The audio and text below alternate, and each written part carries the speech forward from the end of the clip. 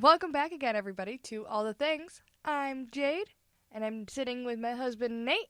How's it going? And we're getting ready to talk about Chapter 13, Nicholas Flamel, in which Hagrid drops some more knowledge, and things start to come together. More like knowledge falls out of Hagrid's mouth. So we're getting close to the end of this book, and we're having a whole lot of fun, and we're really looking forward to hearing from some of you guys about how you think we're doing. So make sure you stick around for the end of the episode and catch our social media handles and our email and get a hold of us about anything you care to chat about. That's right. We're on Facebook, Instagram, and Twitter, too. So all right, let's go ahead and get into that chapter.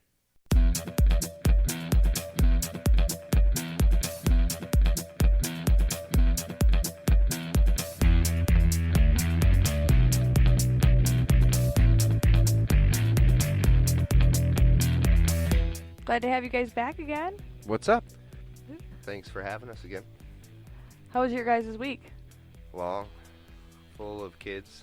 Yep, they just went back to school from spring break, and James was home all week with them, so he's about ready to claw his eyes out, I think, a little bit. He's definitely a little stir-crazy. Weekend went pretty okay, and then we realized that we may or may not have been riding around with expired tabs for like a month, so Uh-oh. that was very, very not cool.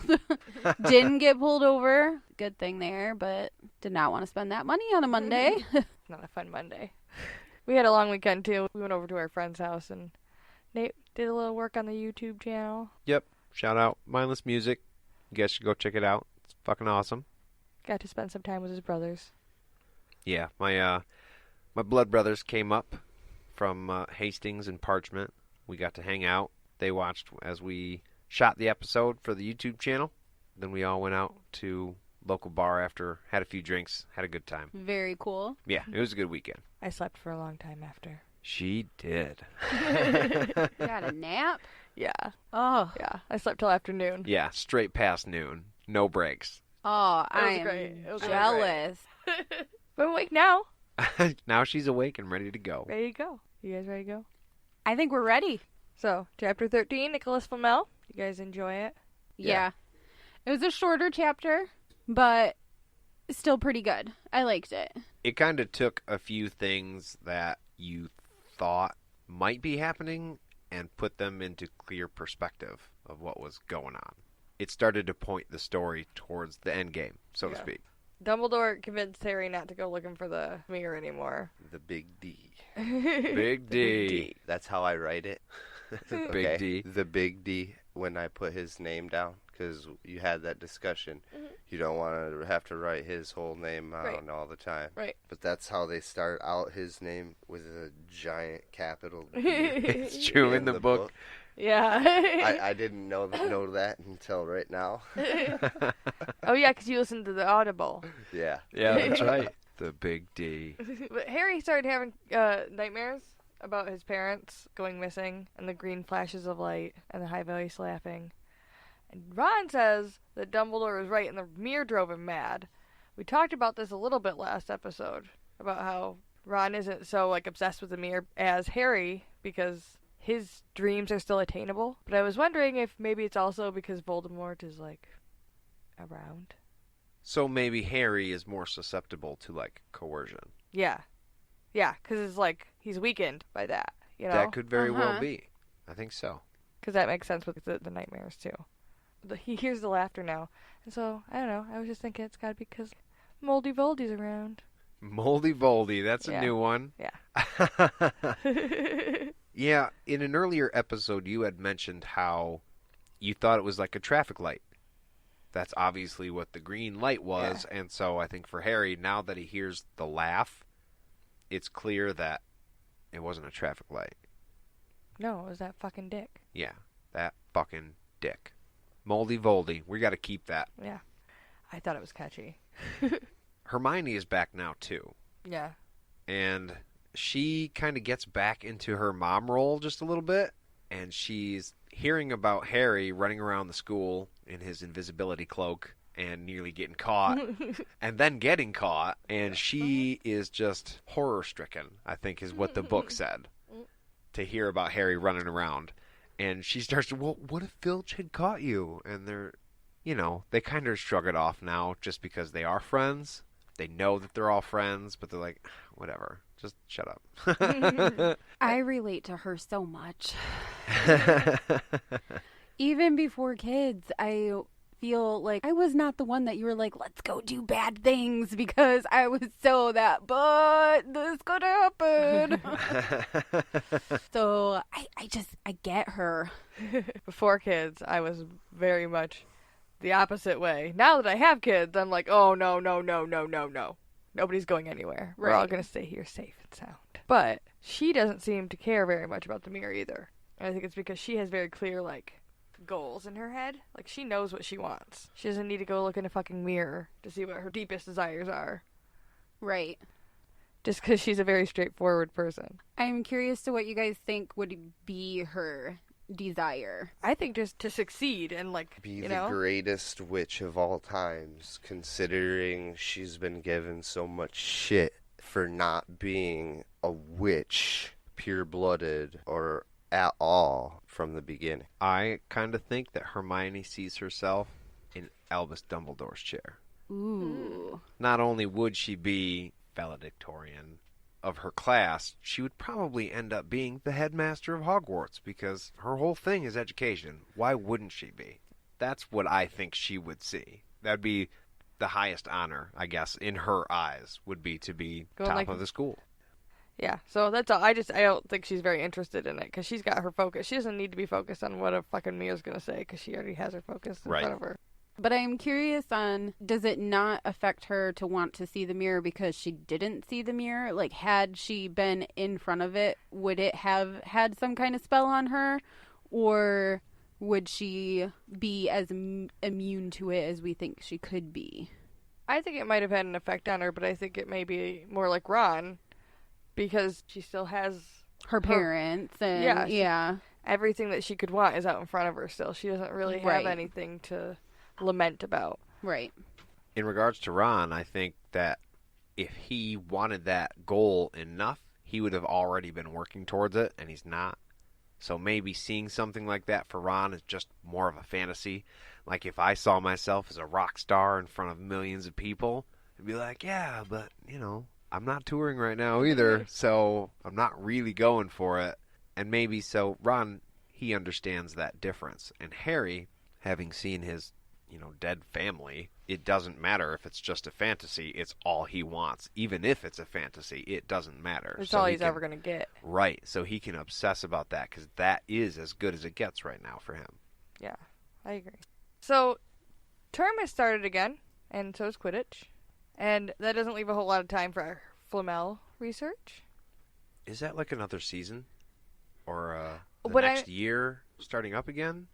What I'm thinking is that it says rain has replaced the snow. So I think we may have gone forward a month or so. Like, I think we skipped kind of like the winter months, and it started back up again around springtime. Like, probably around March, April. Okay. Yeah, I think you're right, because it was at Christmas time, and then I think they skipped the junky Christmas, or the junky the junky Christmas. the junky winter months that don't involve Christmas, that are just the nasty snow. Yeah, so I think we went forward just a couple months, and we're in springtime. Okay. It just said, practice started again. I was like, when did it stop?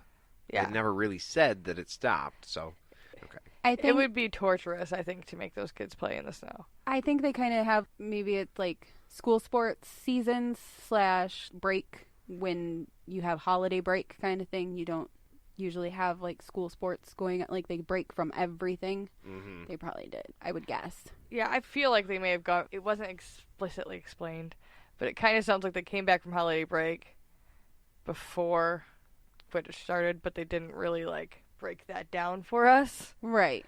Because I can't imagine the holiday break lasted all of winter. Because they True. would have only been in school a couple months then. Is Total. Quidditch the only sport in the wizarding world, considering it can last forever? It's the only one we're told about. Yeah, there could be more. We don't know. It's the only one we know about right now. I wonder if they have any wizard drinking games. Oh, I hope the hell they do. Right? We could be champions of that. So would He's working the team harder than ever. Harry's fine with that, though, because he's like, if we beat these motherfuckers, we're gonna be neck and neck with Slytherin. That was Duffer Hufflepuff. But Wood starts getting all pissed with the Weasley twins for all fooling around. They just are messing and playing. Like always, jokesters. Can you imagine how fucking difficult it would be to be a student just like a class or two ahead of those little fuckers and trying to rein them in during practices? That'd be almost impossible. Yeah, it's hard enough for the fucking teachers. I have to do it every day. Yes, Jade. Yes, we can. Well, I'm just saying, like, that's what I'm saying. Those are your kids. This is another student who's, like, kind of on the same level as them. They're just, like, a couple years younger. I think it's a little bit more difficult to try and parent your peers, kind of. Right. Yeah. No, Like, that's definitely... It's hard enough for you guys. And so he drops a bomb on him. And George actually... They were fucking around, pretending to fall off their brooms. And George actually falls off his broom when he tells them that Snape is going to referee the next match. Yeah, like, what the hell? When does he do that? And that fucks everybody up, because Snape is obviously... He's going to play one side better than the other. Why does Snape get to referee a match at all, considering he has a team that plays for the cup? Like if any of the other, if McGonagall were to ref, would totally be unfair if she were to favor someone. That's why what's her name? Madam Hooch. Madam Hooch was the one that I thought was the specific ref. I do think later in the book they tell us a quote-unquote better reason for Snape doing this, but it's bullshit. And there are a million other teachers who could have done the exact same thing that Snape is doing. Refereeing. There's really no reason. It's bullshit. No, well, I think he's doing it so he can fuck with Harry. So yeah, he can... but why would the other teachers shouldn't allow it? No, they shouldn't. You're right. There's a reason, I think, why they have the person that just teaches the kids how to fly act as the ref during what I think is most of the matches at the school, because she's unbiased. Right. And Snape obviously has a reason for wanting to be ref, and that should be clear. I would hope a wizard could figure that out. So Harry takes this terrible fucking news, and he goes to the Gryffindor common room and finds Ron and Hermione playing wizard chess, which, oddly enough, Hermione is fucking bad at. Even though she's super smart. Why? I had that same question. Chess is, it's complicated. There's a lot of shit to it. You would think Hermione would be great at chess. And if she figured out she was bad, that she would go to the library and get a fucking book Not and to figure it mention, out. Yeah, just read a book. Right. She is intelligent. I would kind of assume she could talk the pieces that argue with people into doing whatever it is she wanted them to do. I do wonder if that's the reason. If she doesn't have her own chess set, and we were told earlier that Harry had to use somebody else's and they didn't agree with him. So I wonder if it's just she doesn't have rapport with any of the chess sets and she's not good at, like, gaining their trust because she's not good at the game. Or they just don't trust her for whatever reason.